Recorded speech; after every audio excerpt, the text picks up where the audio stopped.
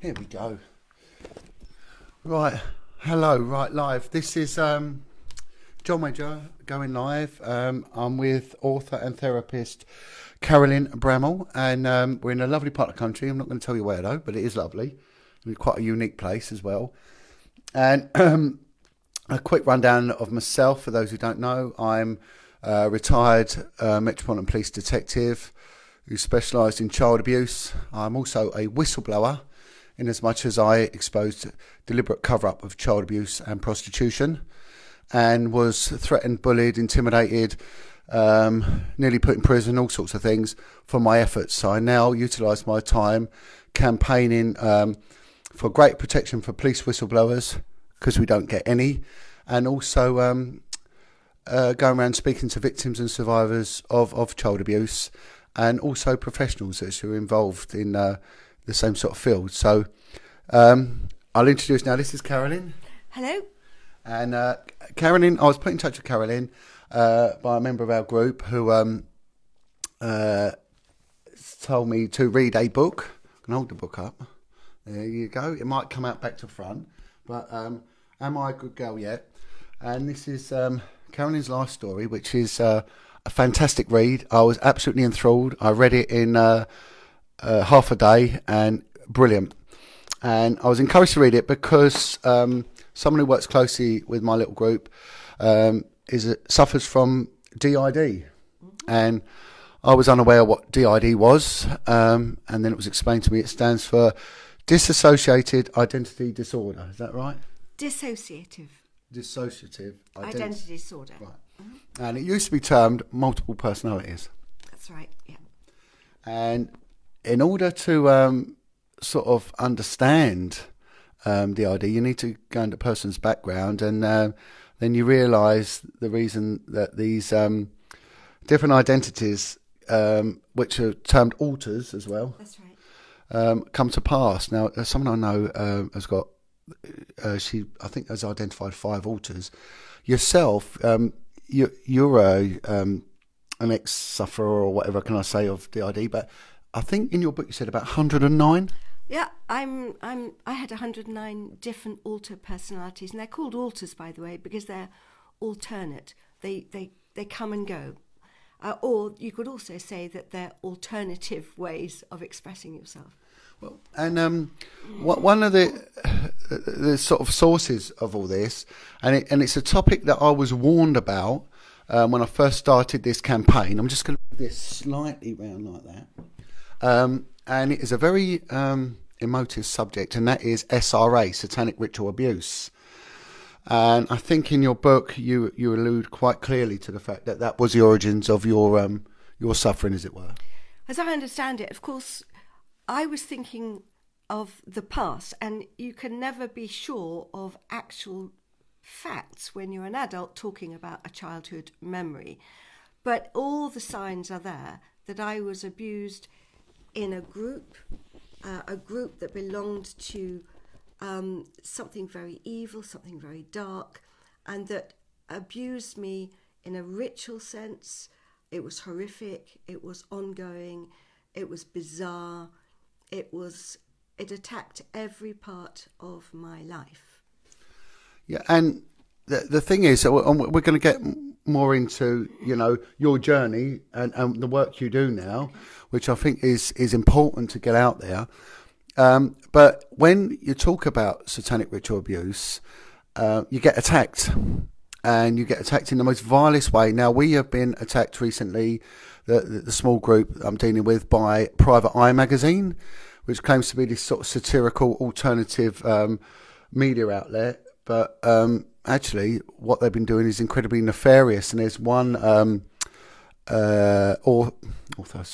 journalist in particular called Rosie Waterhouse, and she's been very, very vocal in sort of attacking not just myself and members of my group, but also victims and survivors of abuse that have come forward, and which I find absolutely appalling. And we've also will be starting up a campaign to complain to IPSO, which is the regulatory body that governs newspapers and magazines. So I encourage anyone to look on my Facebook page and and see the details of Ipso, and to private eye themselves and complain, because this is disgusting what they're doing, and this is really kicking people while they're down.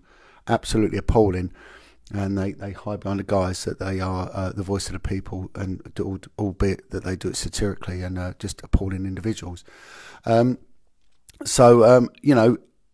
is the thing that as soon as we talk about these subjects that need talking about, we get attacked. But I clearly am not frightened to speak out, and I do it because a lot of people that are coming to me for assistance have suffered from this appalling, vile abuse, and it needs exposing.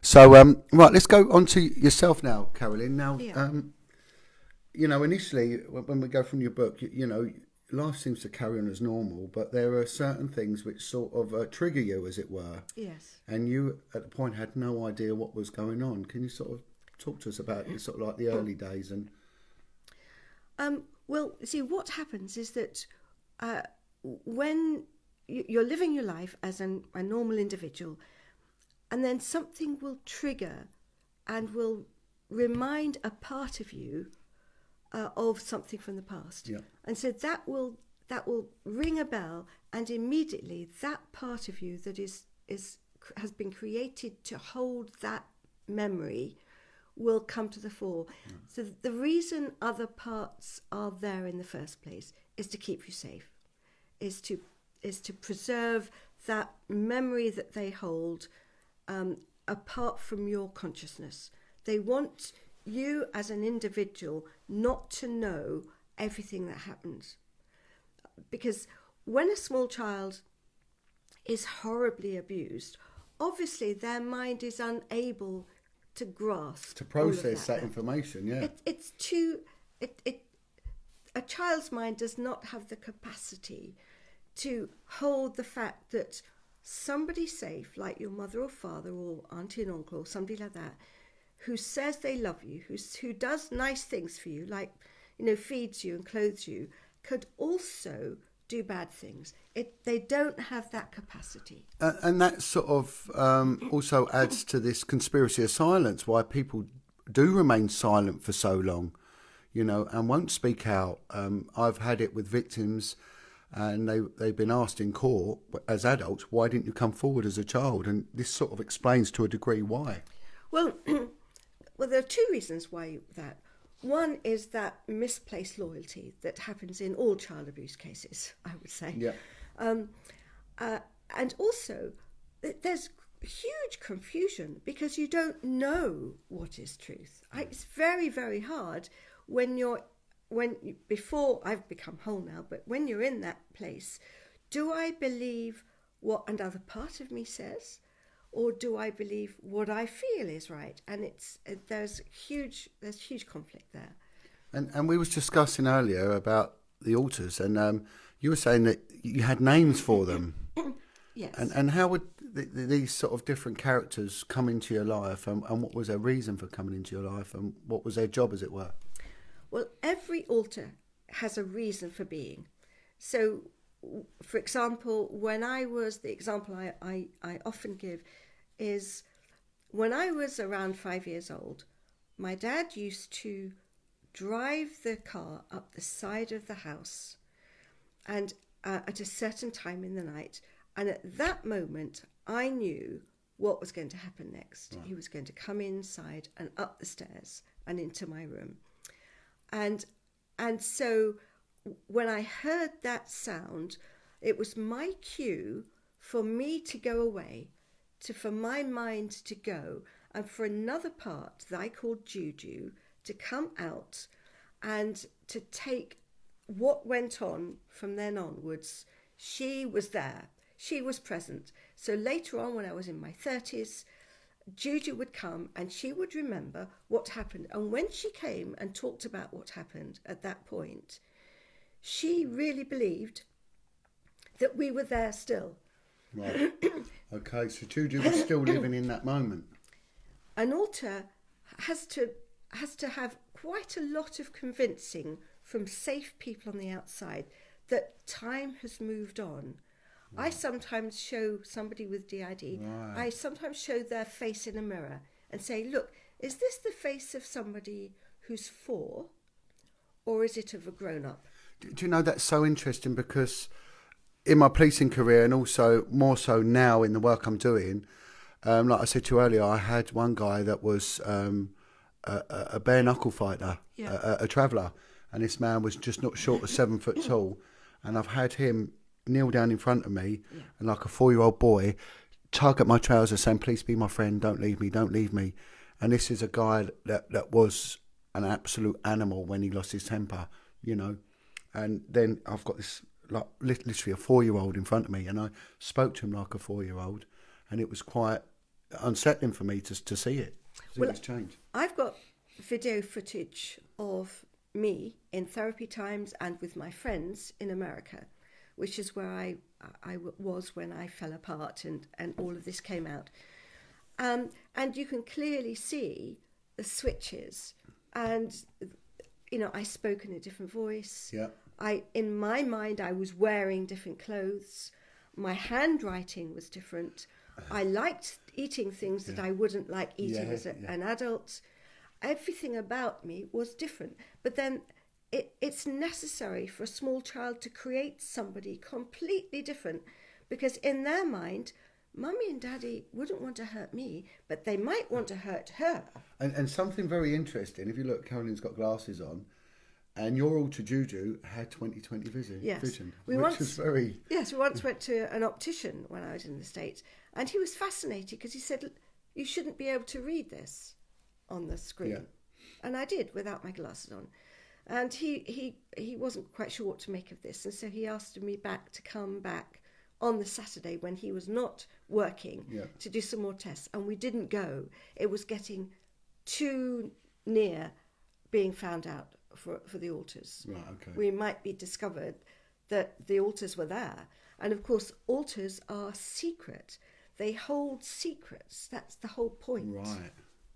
Ah, that's very interesting. Every altar holds big secrets. They know what really happened. Do you know, we were having a discussion earlier, and something which I find very annoying is that you get certain clinicians that go out their way to debunk these things. They class it as false memory syndrome. Have you heard of that? False memory syndrome is it's not anywhere like as powerful or as well known as it used to be, because it's really not tenable. I'm sure, having said that, to be fair, there are those who create things. There's conditions like Asperger's where a child can watch a film and then believe they've been in there, but as a catch-all for people coming forward. But why would, for example, I speak about myself here, but I've met lots and lots of other survivors.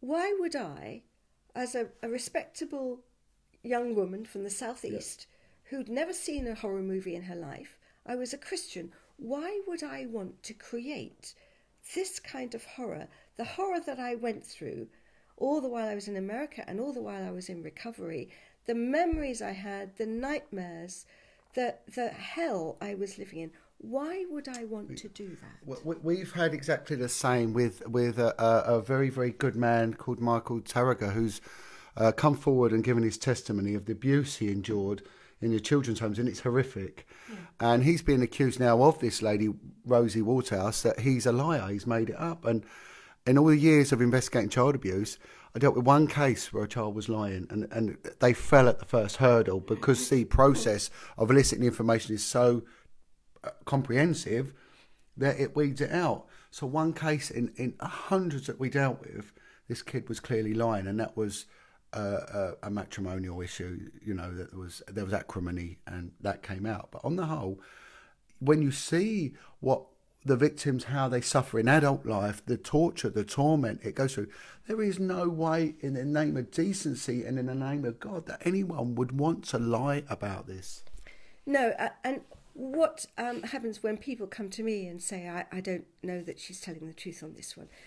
You know, I say, well, let's look at the rest of her life. Right. You know, you're not going to lie. If you're going to lie in such a big way, you won't just lie on that one thing. There'll be other parts of her life that begins to give those hints that is a bit of a pathology in them. Yeah. And if they, in every other part of their life, they are honest and truthful and a person of integrity, then you start thinking, I'm not sure this will be. Well, the other thing also that when kids have come from terrible backgrounds and they go to self-medicate, and unfortunately sometimes that involves Class A drugs, and that gets funded by crime, they do end up living, unfortunately, as a byproduct, a life of dishonesty. But it doesn't mean that their integrity is at question. Do you know what I mean? No, there's some very well, you'll know this. There are some honest criminals out there. Of course, yeah. Unfortunately, the law now is designed that if someone's caught shoplifting to fund a drug habit, they're classed legally as a dishonest person. And it by no means should be any reflection on the fact that they may well be telling the truth when they come forward about their abusers, you know. No, well, I believe in people. I believe that we do what we do for a reason. And if it, like, I can only come back to my life rather than talk about other people. I don't have the authority to do that. But I know if I've worked in any kind of way that appears to be bad as a DID person, I've threatened people with a knife, I've been done indecent things, I've been abusive verbally. It's because part of me was terrified. Yeah. Absolutely terrified. Yeah. And part of me was wanting to be the aggressor, to fight for my life. And it felt like I was fighting for my life. And one of the other things that we discussed is not only will you get, they revert back to the child, the protector turns up as well. Can we talk about that? Because I've actually have seen this on quite a few occasions now. 1 minute submissive and next minute this total pole shift and this real aggressive individual comes forward. Well, there'll be... Excuse me, I've got a cough. No, of course, no way. There'll be a trigger somewhere. Of course, the whole point of each altar is to protect the life of the call person. Right. And if a trigger like a smell, a sound, something reminds you of the past or appears in their antennae, that's a thing of danger, the protector altar will automatically come out. They have no choice. That's what they will do. Right. And they will be aggressive and they will be possibly violent, but they're that because they feel that they're in danger. It isn't because they're evil or bad in themselves. They want to fight what they see as the point of danger. Yeah. And we were discussing also about how many people in prison that have been wrongfully diagnosed and actually are suffering from DID. I am sure there is a huge amount because you'll have them compliant one day and completely violent and uncontrollable another day. Those quick switches are, I am sure, because in their past they have been cruelly dealt and they've had to create these other parts in order to survive. And if we go back to the root causes, one of the things that I've been talking about is satanic ritual abuse. Do you get many people that have been victims of SRA that end up coming to you with DID issues? I would say 90% of the people that I see with DID are survivors of satanic ritual abuse. Why would that be? Well, to start with, SRA is hugely cruel, and it usually involves physical, emotional, spiritual, mental abuse, all kinds of... And DID is typically formed when there is a lot of different kinds of abuse going on. So the child doesn't know how to react next. And they have to compartmentalize their life. And so DID and SRA go together. The other reason is because there's a lot of satanic ritual abuse out there. And what brings you to that conclusion? Because it's something I'm definitely coming to realise. And yourself, would that be because of what people are telling you? Well, I'm assuming that the cases I hear about are only the tip of the iceberg, because I'm one person doing a little tiny ministry without a lot of with no marketing, and yet word has got round that I know a little bit about this and I believe the stories. And so churches are getting in touch and saying, please, can you help? Because this person is telling me these things. Yeah. and they don't know what to do. Now, if I were to put together a list of all the people and the churches that I am in contact with who are dealing with people with SRA, that's quite a list. Now, making an assumption that that is a very small percentage of what's really going on, we've got a large number. Yeah, it's huge. And the problem is society's ill-equipped to deal with it. There's a reluctance for anyone to accept it. And when people do talk about it, they really do need specialist help. They need help with this, and there is nowhere for them to go. What would you suggest?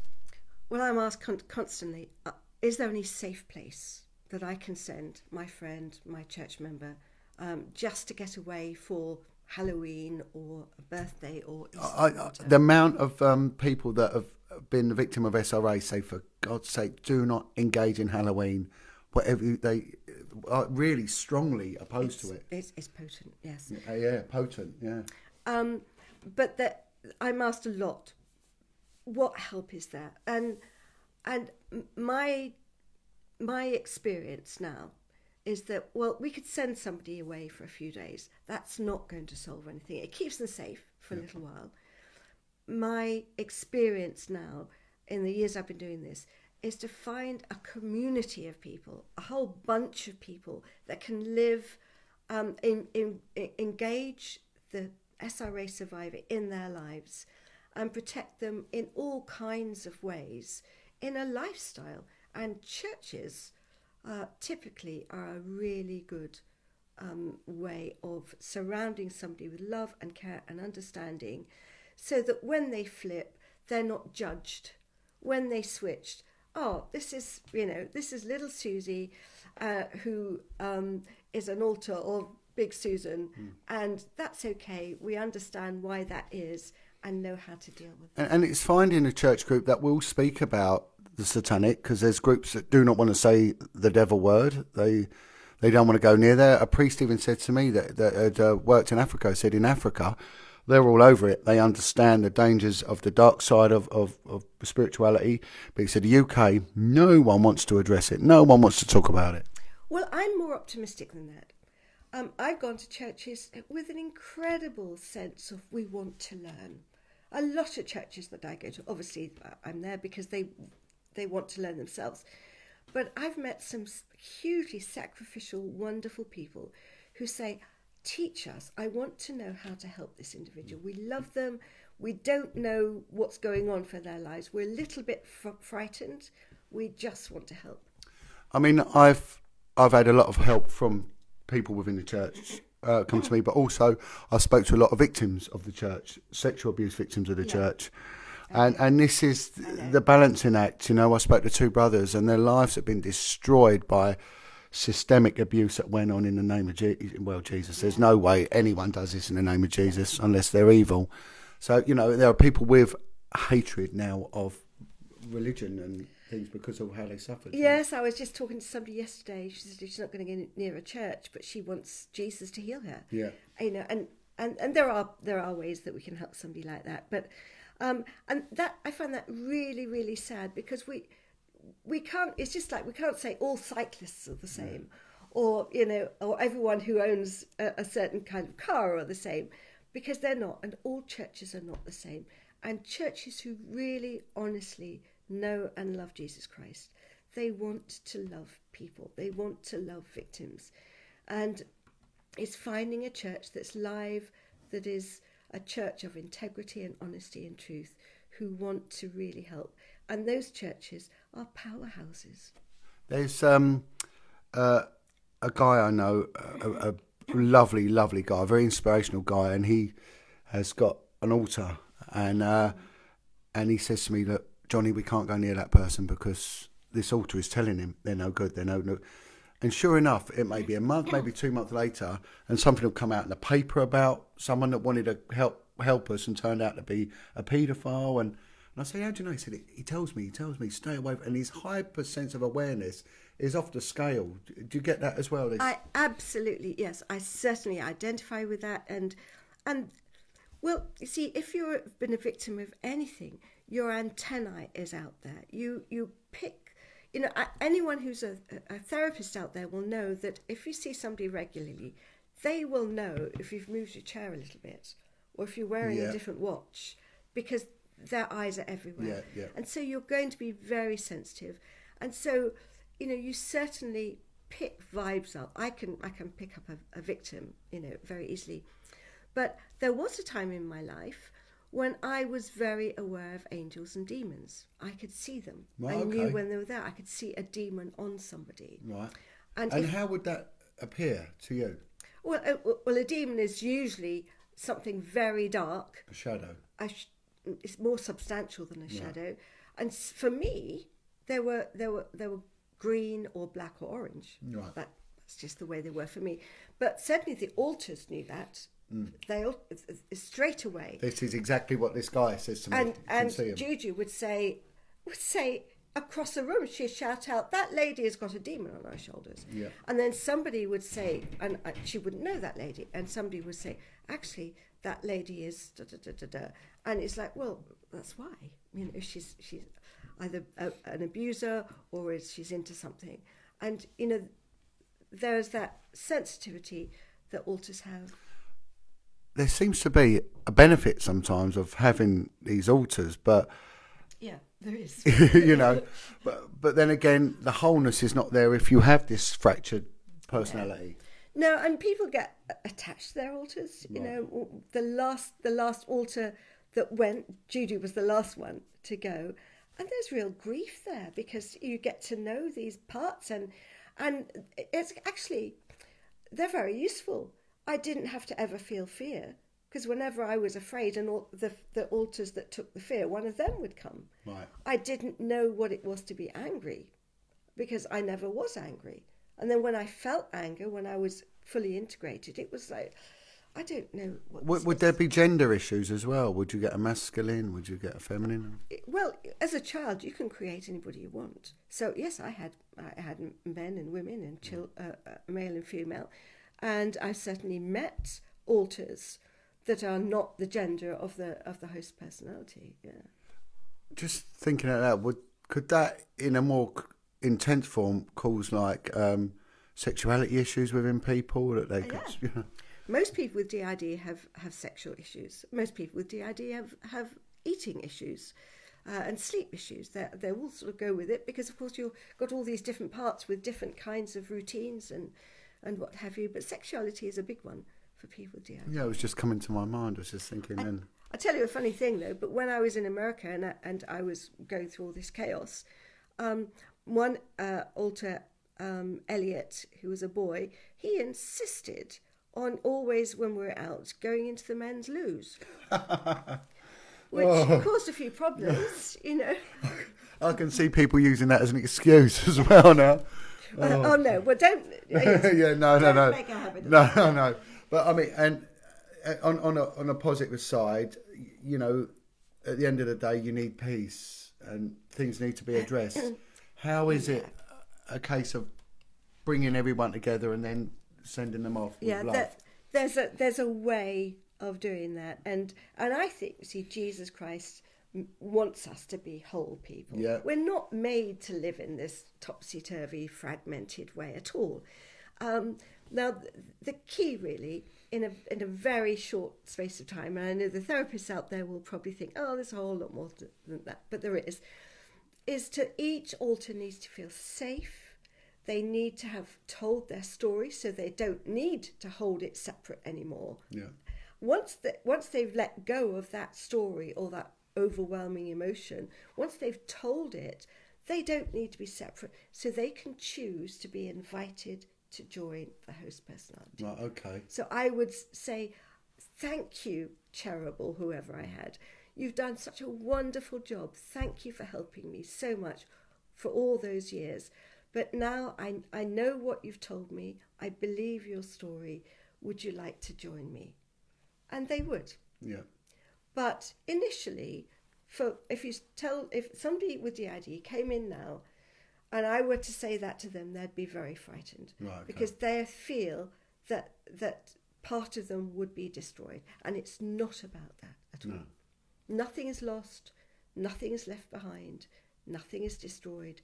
everything still becomes part of the whole. Yeah, and I mean, I would never have came to you or even read the book had it not been from a good friend who helps me out, who you know as well, and as and she has it, and it's sort of understanding her and everything else that has brought me to come and speak to you. And the more I've been educated, the more I see it in people that I'm dealing with all the time. More now that I am dealing with a lot more victims and survivors of abuse than I did in the police, and also more that I'm dealing with people that have been victims of satanic ritual abuse.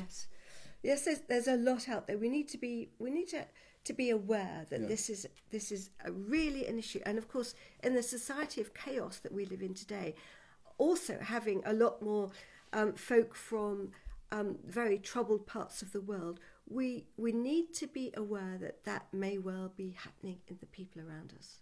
And let's just talk about the group that you've got running that I think you mentioned. Yes, well, 10 or so years ago, I started an organisation called Heart for Truth. Heart for Truth. Heart for Truth. And because many Christians have a heart to know the truth, and they want to lead people who are hurting, who are fragmented, who are broken, who are troubled, whether it's a mental health issue, whether it's DID, past abuse, depression, anxiety, whatever it is. Sometimes in churches, we don't know how to help people with the best will in the world. You know, making an apple pie, sitting with them in church. And you can really insult someone as well by being a bit airy-fairy in their approach to people. Well, we just don't know how. And we all love the best way we know how. And sometimes a little bit more teaching is helpful. And so Heart for Truth will go to a church and help them, the church leader, or it can be a fellowship or a counselling centre, wherever. And I will teach them how they can walk with that individual over the long haul in a sustainable way to understand and to walk with them into freedom. And the other thing I've seen is that sometimes people, when they are heavily caught up in the DID thing, that even they get physical elements. There'll be alters that can't walk, and I've seen that. I have. Yes, I had an altar who could only use her elbows to shuffle across the road. Well, you know, as I said earlier, a child can create anything. And sometimes it's there are reasons why a person would not be a certain ability. I've had a very strange therapy session once with somebody, well, it wasn't therapy, it was a helping session with somebody with DID who was deaf. Right. And that the host personality, the core person, was fully hearing. Yep. But she was totally deaf for our session and had to speak through an interpreter. But once she integrated, she could hear. One of the guys that helps me, he when he really goes into it, he becomes blind. Okay. He's totally blind and walks into things, just cannot see. Cannot see. Yes. It's strange. I think I'm right in saying that if you photograph scan a brain when somebody is switching, you can see different parts of the brain operating in a different way.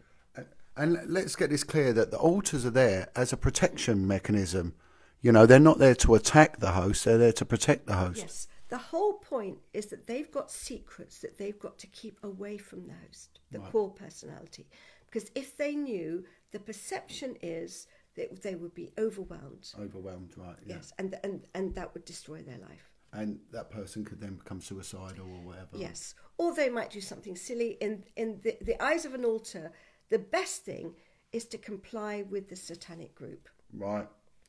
That means do as they're told. Right, okay. Be a good girl, hence the title of the book. Title. Am I a good girl yet? If I'm good, I won't be hurt. You won't be hurt. That's the lie. And it's about compliance will save you the pain. Yes, and so I know a number of survivors around the country today who are intelligent Christian adults who regularly go back to the coven or the group and are abused, horribly abused. And they do that because they've got a part of them, an altar, that is still loyal, who has to go because there's a part of them that really believes the only way they'll stay alive is to be good and go back. Yeah, and perform. There's someone. The messages are coming up, and there's a lady that I was hoping would attend today, but she's unfortunately had a bereavement abroad and had to go to it. A lady called Tracy, and she does a lot for the community, and a lot of people come to her for help and for healing, and she is very, very keen to pick your brains on certain stuff, you know. So you know, and so there's a massive scope for people that are actually helping and understanding what people are going through. So let's just, so it's a Heart for Truth. Heart for Truth. Yes. So you have a Facebook page. We have a Facebook page and a website. And I can encourage people. This book I was enthralled by it. Honest to God, this was really, really well written, and you actually put in the mindset of yourself when you go through it. It's it starts off different to it finishes, I'll say, but really, really good. And you can get this from Amazon. There's another one now. Or from me. Yeah, that's right. Yeah. No, Carolyn, go to the Heart for Truth and be able to get it from there. Connecting the Fragments. So I've yet to read that one, but and it's got freedom for people with DID. And that's in relation to church sort of work. Or friends can help with this. You know, and at the end of the day, what we're dealing with, you know, and something that I'm coming to the realisation by the day is that this is a battle between evil and good. Yes. Oh, well, that's where it all started. It started with evil people wanting to take something pure and good like a little child and desecrate it. And then if we go down, then something that I'm getting very passionate about is those that try and debunk. Okay, that when a theory comes out or there is a thesis on something, it should be open to peer criticism, and we all have our critics. But this goes over and beyond what certain people are doing to us and the campaign we're doing. It's vicious and it's spiteful, and the reason they're doing that is because I feel they're part of the problem, and they're out there to shut us up, because the truth of satanic abuse is leaching out. It's coming out. But the dam's burst and it is pouring out by the day, and they can no longer hold on to this secrecy, this covert nature, that this empire they had, that, you know, it's gone now. And I really feel that the truth and the love is coming out, and people are speaking out, and we need you to keep coming out. So if there's others with quite compelling accounts that you want put forward, get in touch. And if it's applicable when I can do it and the funding's there, I will come and we can put your story out. And let's not be ashamed, because they did it to you. You never did it. They did it. They had a choice, and they chose to do the most disgusting and painful things to you, and it wasn't your fault. And we got to make that clear. And those that try and debunk us and attack us, we must look on them with incredibly suspicious eyes. And I'm staunch in my approach to that. But I can only thank you. It's been an absolute pleasure. Carolyn's been recommended to me by two really, really good people. And it's been a while, but we've got here. And I thank you so much. Is there any parting words? Oh, I'm just honoured to have this opportunity. But please, folks, listen to what John says. It's important that the truth is out there. Yeah. Anyway, right, from us, God bless and stay safe.